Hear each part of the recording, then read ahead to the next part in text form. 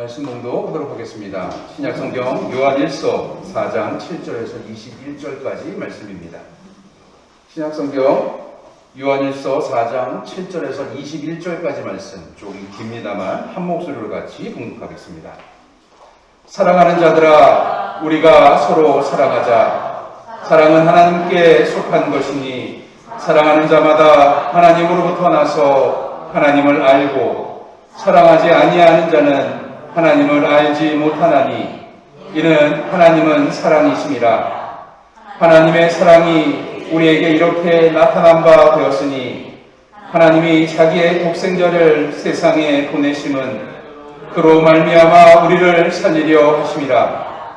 사랑은 여기 있으니 우리가 하나님을 사랑한 것이 아니요 하나님이 우리를 사랑하사 우리 죄를 속하기 위하여 화목 제물로 그 아들을 보내셨습니다. 사랑하는 자들아, 하나님이 이같이 우리를 사랑하셨은즉 우리도 서로 사랑하는 것이 마땅하도다. 어느 때나 하나님을 본 사람이 없으되 만일 우리가 서로 사랑하면 하나님이 우리 안에 거하시고 그의 사랑이 우리 안에 온전히 이루어지느니라. 그의 성령이 우리에게 주심으로 우리가 그 안에 거하고 그가 우리 안에 거하시는 줄을 아느니라. 아버지가 아들을 세상의 구주로 보내신 것을 우리가 보았고 또 증언하노니 누구든지 예수를 하나님의 아들이라 시인하면 하나님이 그의 안에 거하시고 그도 하나님 안에 거하느니라. 하나님이 우리를 사랑하시는 사랑을 우리가 알고 믿었노니 하나님은 사랑이시라. 사랑 안에 거하는 자는 하나님 안에 거하고 하나님도 그의 안에 거하시느니라. 이로써 사랑이 우리에게 온전히 이루어진 것은 우리로 심판날에 담대함을 가지게 하려 함이니 주께서 그러하심과 같이 우리도 이 세상에서 그러하니라. 사랑 안에 두려움이 없고 온전한 사랑이 두려움을 내쫓나니 두려움에는 형벌이 있음이라. 두려워하는 자는 사랑 안에서 온전히 이루지 못하였느니라.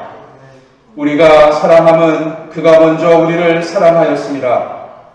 누구든지 하나님을 사랑하노라 하고 그 형제를 미워하면 이는 거짓말하는 자니 보는 바 그 형제를 사랑하지 아니하는 자는 보지 못하는 바 하나님을 사랑할 수 없느니라. 우리가 이 계명을 주께 받았으니 하나님을 사랑하는 자는 또한 그 형제를 사랑할지나. 이는 하나님의 말씀입니다. 아멘. 좀 오늘 성경이 길어서 아마 같이 한 목소리로 같이 공독하면서 힘드신 분들 계실 것 같습니다.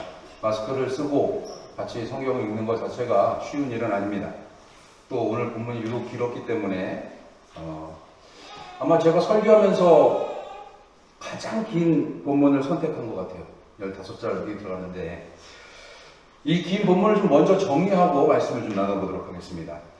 요한일서의 저자는 신학적으로 보면 요한일서는 요한이 기록했다라고 이야기를 해요. 그런데 가장 우리가 확증할 수 있는 것은 요한 공동체에서 썼을 것이다라는 것이 제일 중요한 거예요. 요한을 따르던 공동체들이 쓴 거예요. 그런데 이 요한일서의 저자는 기독교에 대한 기본을 오늘 본문에서 우리에게 이야기해 줍니다. 여러분, 기독교 하면 제일 먼저 떠오르는 게 뭐예요? 사랑, 그렇죠. 오늘 본문에 제일 많이 나오는 게 사랑이잖아요. 오늘 본문에서 아주 정확하고 또 반복적으로 사랑에 대해서 이야기를 해줍니다. 결론부터 말씀드리자면 하나님은 사랑이시다라는 거예요. 그리고 그 하나님은 우리의 죄를 용서하는 수단으로서 하나님의 아들을 보내심으로써 우리를 향한 하나님의 사랑을 확인, 나타내셨다. 이것이 오늘 본문의 중요한 이야기입니다. 그렇기 때문에 믿음을 가진 우리들은 하나님을 사랑하고 그 하나님을 사랑하는 사람들은 서로 사랑하는 사람들이 되어야 돼요. 여러분, 사랑하지 않는 자는 하나님의 자녀가 될 수 없다. 하나님을 사랑하지 않는 자다. 이게 오늘 본문의 결론이에요. 여러분, 옆에 있는 분 한번 보세요. 사랑하십니까? 웃기만 하고 대답도 안 하고 그냥 팔짱 끼고 있는 거 보면 사랑하지 않는 것 같아요, 보면. 다시 한번 보세요. 사랑하십니까? 사랑한다고 한번 이야기해 보십시오. 주 안에서 당신을 사랑합니다. 김봉희 권사님 이쪽 말고 신동원장 이쪽을 보고 사랑한다고 얘기하라고. 우리는 서로 사랑한다라고 말하고 표현할 수 있는 사람들이 돼야 돼요. 오늘 본문에 보면 사랑이라고 하는 명사가 12번 등장합니다. 더 놀라운 것은 사랑이라고 하는 동사는 15번이나 등장해요. 또 2번에 걸쳐서 하나님은 사랑이시다라고 이야기하고 있어요. 오늘 설교의 제목을 정하면서 많이 고민했어요. 오늘 설교의 제목이 뭐예요? 사랑은 말입니다. 김상중 씨가 하는 유행어 중에 하나가 그런데 말입니다 하는 게 있어요. 네, 사랑은 말입니다. 내가 무언가 사랑이 어떤 건가를 이야기해주고 싶었어요. 그런데 오늘 성경을 천천히 읽어보고 정리하다 보니까 사랑이 뭐예요? 사랑은 하나님이다. 그러면 요한 공동체가 말하는 기독교의 기본 논리는 하나님이 사랑이다 라고 말하고 있어요. 여전히 우리를 사랑하시는 그 하나님은 우리가 하나님 안에 거하기 원하고 또 우리가 하나님 안에 거함으로써 사랑을 가지고 세상에 나가기 원하고 계세요. 그런데 오늘 본문에 보면 아주 재밌는 구절이 나와요. 10절 말씀인데 사랑은 여기 있으니 우리가 하나님을 사랑하는 것이 아니요 하나님이 우리를 사랑하사 우리 죄를 속하기 위하여 화목제물로 그 아들을 보내셨습니다 라고 말하고 있어요. 내가 하나님을 먼저 사랑한 게 아니라 하나님이 나를 먼저 사랑하신 거예요. 여러분 보세요.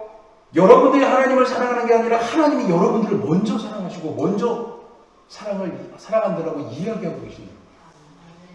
여러분 이것이 우리들에게 가장 중요한 사랑의 확증이 되어야 됩니다. 내가 하나님 사랑합니다. 사람의 입에서 나오는 그 사랑은요 오래되면 될수록 쉬운 사랑이 아닐 수도 있어요. 이렇게 표현해서 죄송합니다. 오래 사신 분들한테 더 죄송한 이야기인데 사랑한다라고 하는 말들은 대부분이라고 말하면 안 되죠. 가끔은 가면을 쓸 때가 있어요. 그런데 하나님의 사랑은 가면을 쓰지 않고 우리에게 다가오는 사랑이었어요. 아주 명확하게 이야기하는 그 사랑에 대한 이야기는 우리가 먼저 사랑하는 것이 아니라는 거예요. 하나님이 우리를 먼저 그리고 주권적으로 우리를 사랑하셨다는 이야기예요. 여러분 그런데 여기에 하나님이 아주 요한 공동체를 통해서 아주 재밌는 표현을 우리에게 보여주세요. 하나님이 우리를 사랑하기 위해서 뭘 보내주셨다는 거예요? 화목제물로 그 아들을 보내셨다는 거예요. 화목제물이 뭐예요? 화목제물에 대한 구약적인 표현을 보면 레위기 7장 15절 16절 말씀에 아주 분명히 나와 있어요. 영어로는 peace offering 혹은 fellowship service라고 하는 영어적인 표현을 가지고 있어요. 이 화목제는 레위기서 7장 15절 16절을 가만히 읽어보기 바랍니다. 감사함으로 드리는 화목제물의 고기는 드리는 그날에 먹을 것이요 조금이라도 이튿날 아침까지 두지 말 것이라. 그러나 그의 예물의 제물을 서원이나 자원한 것이면 그 제물을 드린 날에 먹을 것이요 그 남은 것은 이튿날에도 먹되. 제가 여러분들에게 말씀드렸어요. 화목제에 대한 이야기를 하면서 그 고기를 어떻게 활용하는지에 대해서 아름다운 것을 13년 목표하면서 여러분들한테 한 7, 8번 말씀드린 것 같아요. 소를 한 마리 끌고 옵니다. 암소든 양소든 수소든 상관없어요. 소를 한 마리 끌고 와요. 그리고 소를 잡아요. 각을 뜨고 뼈를 잘라내고 뿔을 하고 껍데기를 벗기고 기름 지방층을 떼어내고 자 소 한 마리가 몇 킬로그램 나갈까요? 제가 이거를 예전에 한번 어디서 검색을 해보니까 안성 어디 소시장에서 750kg짜리가 제일 팔기 편한 소라고 이야기를 하는 거예요. 우리나라 소가 조금 커요. 아랍 소들 비해서 중동 소들 비해서 조금 더 커요. 왜냐하면 중동 소들은 약간 말랐는데 우리나라 소들은 좀 머리도 크고 몸집이 조금 커요. 그러면 한 700kg짜리 소를 가지고 왔어요. 뼈를 드러내고 지방과 껍데기를 잘라내고 했어요. 내장을 긁어내고 고기가 몇 킬로그램 남았을까요? 못해도 한 350kg? 그 정도 남았겠죠. 절반 가까이 남았겠죠. 원칙상으로는 가슴과 뒷다리살은 제사장하고 제사장 가족들에게 줘요. 가슴하고 뒷다리살. 여러분 이게 재밌는 게 뭐냐면요. 가슴살이 안심이 아니에요. 몸 밑에 있는 살인 거예요. 뼈 안에 있는 안심이 아니라 몸 밑에는 굉장히 뻑뻑하고 맛이 없는 살을 제사장한테 주는 거예요. 그리고 나머지 고기는 그날 해지기 전까지 다 먹어야 돼요. 그러면 몇 킬로 남았을까요? 못해도 200kg, 250kg. 자, 여기 계신 분들 중에 소고기 먹으러 가서 5인분 이상 드셔보신 분, 혼자서. 보니까 시중에 식당에서 1인분이라고 파는 게 몇 그램 정도 줘요? 200g 많이 주면, 평균적으로 200g 많이 주면 250g까지 주고, 안 주는 데는 150g까지 주더라고요. 200g씩 하게 하면 1kg가 몇 인분이에요? 5인분. 그러면 300kg면 200kg 몇 인분이 돼야 되는 거예요? 250은 300인분이 돼야 되는 거예요. 자, 오늘부터 여러분들 저하고 오늘 남아서 소 한 마리 잡아서 오늘 밤만에 다 먹고 가야 돼요. 고기를 벌써부터 절레절레 흔들고, 소고기 준대도 싫대요. 된장찌개도 있어야 되고 쌈도 있어야 되고, 그렇죠. 근데 더 중요한 건 뭐냐면 우리 가족은 다 먹을 수가 없는 거예요. 화목제의 제 가장 중요한 방법이 뭐냐면 원수까지도 데려다가 앉혀서 같이 고기를 먹는 거예요. 그 척박한 땅에서 그들, 나랑 싸우는 사람, 나랑 모르는 사람, 지나가던 나그네마저도 나의 이웃으로 만들어서 앉혀놓고 같이 소고기를 먹고 밥을 먹고 그 밤이 되기 전에 그 제사를 다 끝내야 되는 거예요. 화목제의 마지막은 함께 고기를 다 먹어야 끝이 납니다. 하나님께 제사를 드려서 끝나는 제사가 아니라 함께 나누어 먹어야 끝나는 제사라는 거예요. 하나님이 하나님의 아들을 우리에게 보내신 이유가 화목 제물로 보내셨대요. 화목제에 쓰이는 그 소처럼 사용하기 위해서 보내셨다는 거예요. 어떻게 해요? 모든 사람이 화목하게 만들어요. 저와 여러분들이, 우리가 길에서 만나는, 우리가 알지 못하는 나와 상관없어 보이는 그 사람과 화목하게 하기 위해서 독생자를 보내셨다라는 거예요. 여러분, 그렇다고 하면서 우리에게 주시는 하나님의 말씀은 뭐냐면 하나님은 사랑이라고 말씀하십니다. 사랑하라는 그 하나님의 말씀, 사랑이라고 하는 하나님의 그 말씀은 하나님의 화목, 우리와 이웃을 위한 화목이었습니다. 이게 하나님이 우리에게 원하시는 제일 중요한 이야기였어요. 하나님하고만 화목한 게 아니에요. 기도할 때마다 내가 하나님하고 친한 척하는 게 끝나는 게 아니에요. 하나님이 우리에게 원하셨던 화목제사는 이웃과 화목한 거예요. 나와 다투던 사람도, 나와 상관없어 보이는 그 사람하고도 화목하게 지내는 거예요. 그런데 20절을 보면 아주 재밌는 이야기가 또 등장을 합니다. 누구든지 하나님을 사랑하는, 사랑하노라고 말하면서라고 하는 이 이야기를 보면 형제를 사랑하는 것과 보이지 않는 하나님을 사랑하는 것에 대한 차이를 분명하게 이야기해요. 우리가 옆에 있는 눈에 보이는 형제를 사랑하지 못하면서 보이지 않는 하나님을 사랑한다고 말할 수 없다라고 오늘 본문 우리에게 이야기하는 거예요. 왜 형제 사랑이 하나님 사랑과 직결된다고 말할 수 있을까요? 인간은 보지 못하는 하나님, 그 하나님께 예배하고 있어요. 여러분, 여기 계신 분들 중에 하나님 보신 분, 저는 하나님 본 적 있습니다. 예수님에 대한 그림들은 나오는데 하나님에 대한 그림들은 거의 없어요. 그렇죠? 상징적인 이야기들만 나오고. 인간은 하나님을 보지 못하기 때문에 하나님께 예배하는 것에 대한 믿음이 우리에게 제일 중요한 거예요. 그런데 그 하나님이 사랑하는 그 사랑의 증거로 사랑받은 사람이 이 땅에 살아가면서 이웃을, 다시 말해서 보이는 형제를 사랑할 수 있어야 된다는 거예요. 하나님이 자신을 나타내기 위한 가장 중요한 도구가 뭐냐면 독생자를 보내서 우리가 화목하게 지내는 게 아니라 그 사랑을 받은 사람이 보이는 형제와 함께 사랑하며 지내라는 거예요. 우리의 삶이 새롭게 되었고 우리가 말씀을 깨닫게 되었고 하나님을 아는 자, 오늘 본문의 표현을 빌려면 하나님으로부터 난 자가 되기 위해서는 보이는 형제를 사랑할 수 있어야 된다는 거예요. 오늘 본문 12절에 보니까 하나님을 만나는 것, 하나님을 보는 것, 인간의 육신을 입고 사는 동안에 불가능한 것처럼 이야기를 해요. 하나님이 우리 안에 거하게 되면 온전히 하나님을 볼 수 있다라고 이야기하고 있습니다.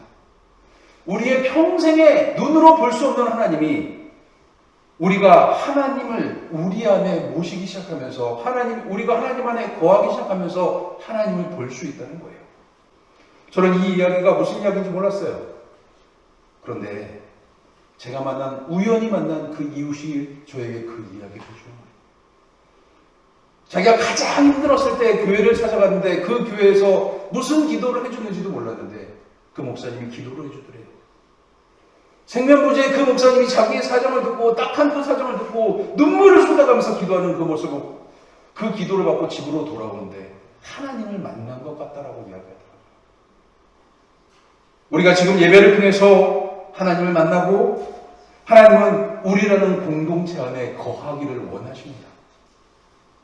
여러분 분명히 기억할 것은 우리라는 공동체 안에 하나님이 거하기 원하세요.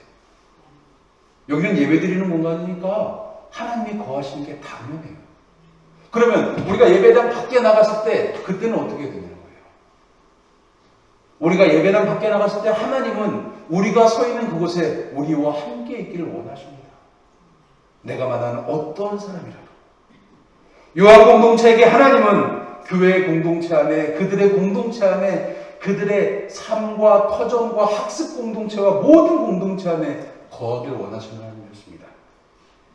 그리고 그 임재를 하나님의 강한 임재를 느낀 사람들은 서로 사랑하는 사람들이 되었다는 거예요. 그렇다면 사랑이란 무엇일까? 여러분 이게 중요합니다. 하나님이 우리에게 사랑이 무엇인지에 대해서 행하기 원하셨어요. 독생자 예수를 세상에 보내셔서 우리를 살리셨습니다. 그 아들을 화목제물로 삼으셔서 우리를 죄에서 구원하기 원하셨어요. 예수께서 오셔서 하신 말씀, 그 삶은 바로 우리를 살리려고 하는 하나님의 사랑이었어요. 그런데 중요한 건 그거예요. 하나님이 사랑이라는 거예요. 나를 살리기 위한 하나님의 사랑이 아니라 나를 통해 내 이웃도 살리기 위한 하나님의 사랑이 내 안에 있어야 된다는 거예요. 여러분 이게 어떻게 비유를 할까 생각을 해보니까 백신하고 얘기가 좀 일맥상통할 수 있겠다라는 생각이 들더라고요. 메인 소리 좀 조금만 줄여줄래요? 백신을 맞으면 여기 백신 2차까지 접종이 완료하신 분들이 몇 분 계세요, 우리 교회 안에. 백신을 맞으면 코로나에 걸려요, 안 걸려요? 원칙상 안 걸려야 돼요. 그런데 안 걸릴 수가 없어요. 걸릴 수밖에 없어요. 왜? 그래서 우리 모두가 다 백신을 맞아야 돼요. 그래야 그 이후에 우리가 실외에서도 마스크를 벗고 다니고 그렇게 살아가셔야 돼요. 하나님 사랑이 그거예요. 하나님이 나를 사랑하시고 교회 공동체를 사랑하셔서 우리만 사랑하셔서 구원하신 게 아니라 우리를 통해 모든 사람이 사랑을 백신 맞은 모든 사람들이 집단 면역을 이루는 것처럼 그렇게 하나님 사랑 안에 모두가 거하기를 하나님이 원하고 계세요. 여러분 이게 하나님이 사랑이시다라고 하는 가장 중요한 핵심이에요.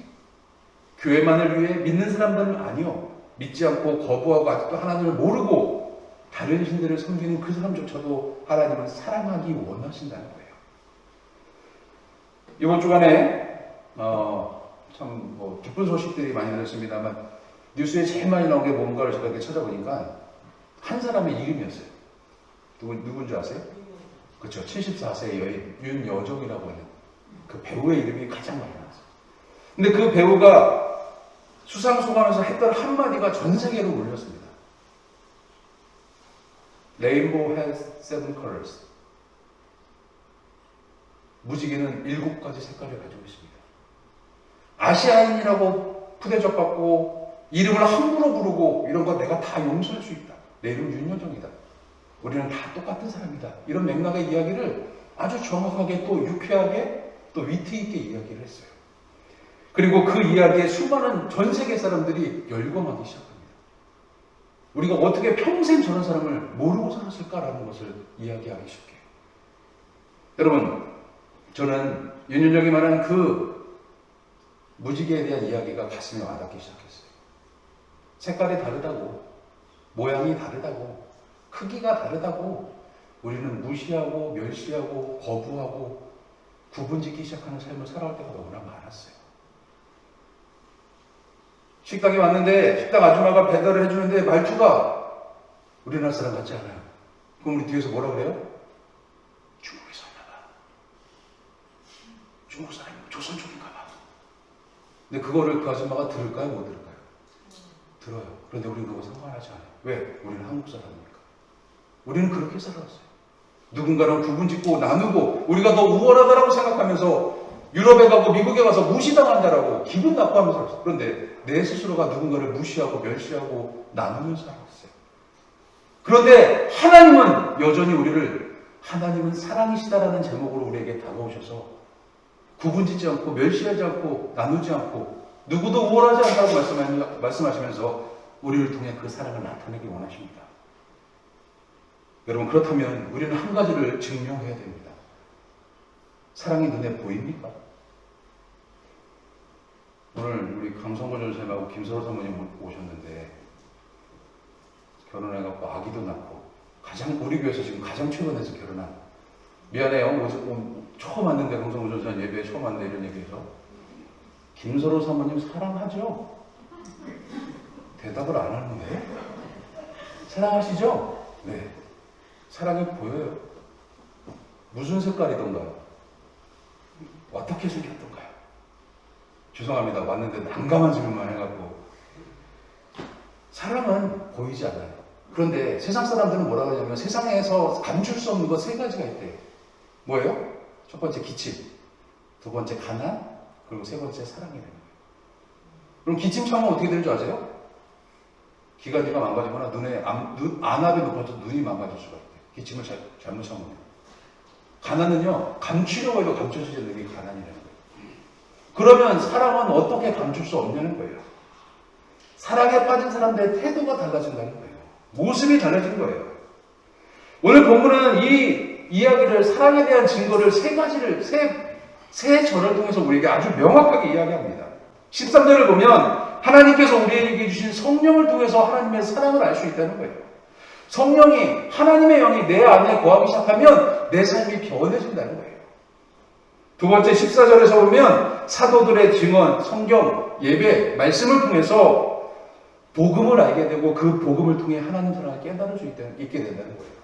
15절에서는 성도 자신의 고백과 증언으로 하나님의 임재가 경험되어진다는 거예요. 여러분, 이 세 가지 구절, 13절, 14절, 15절에 오늘 보면 13, 14, 15절의 말씀을 가지고 나는 하나님 사랑을 알고 있는 사람이에요? 모르는 사람이에요?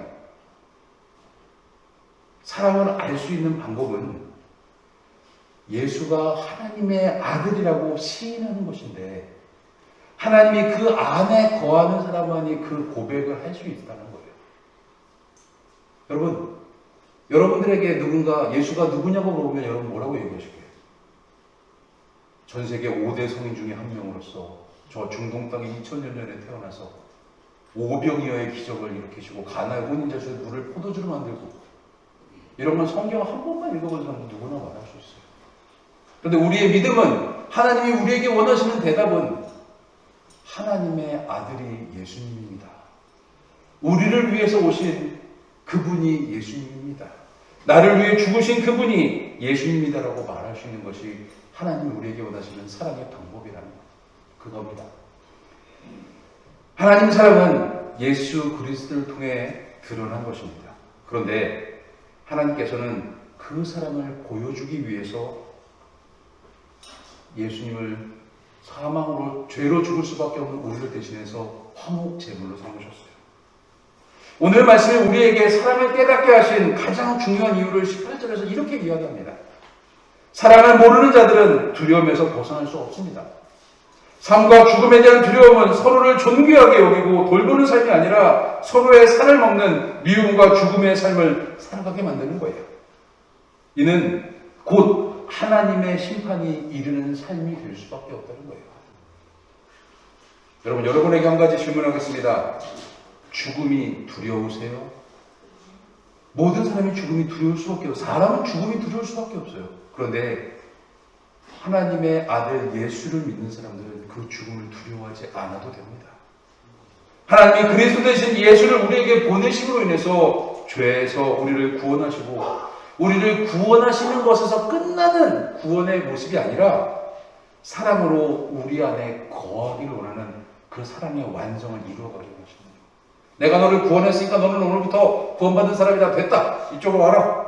그렇게 구분짓는 하나님이 아니라 그 사랑 가지고 이웃에게 가라. 그 사랑 가지고 하나님과 함께 살아가는 것을 세상 사람들에게 보일 수 있어야 한다라고 말씀하시는 거예요.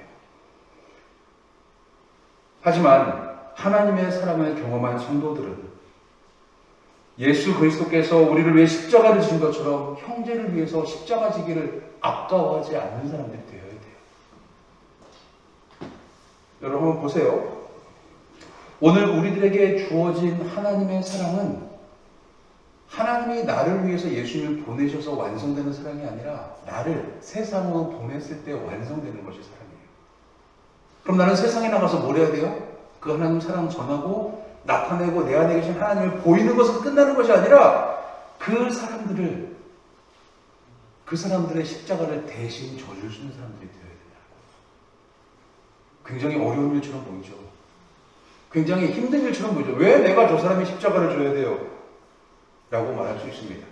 그런데 하나님이 우리에게 그렇게 사랑해 주셨거든요. 아들의 죽음을, 아들이 십자가 지고 골고다 언덕 올라가는 것을 묵묵히 침묵하시면서 능력이 없어서 침묵하시는 것이 아니라 우리와 함께하기 위해서 침묵하시면서 기다리셨거든요. 우리는 누구를 사랑할 수 있는지 한번 보세요.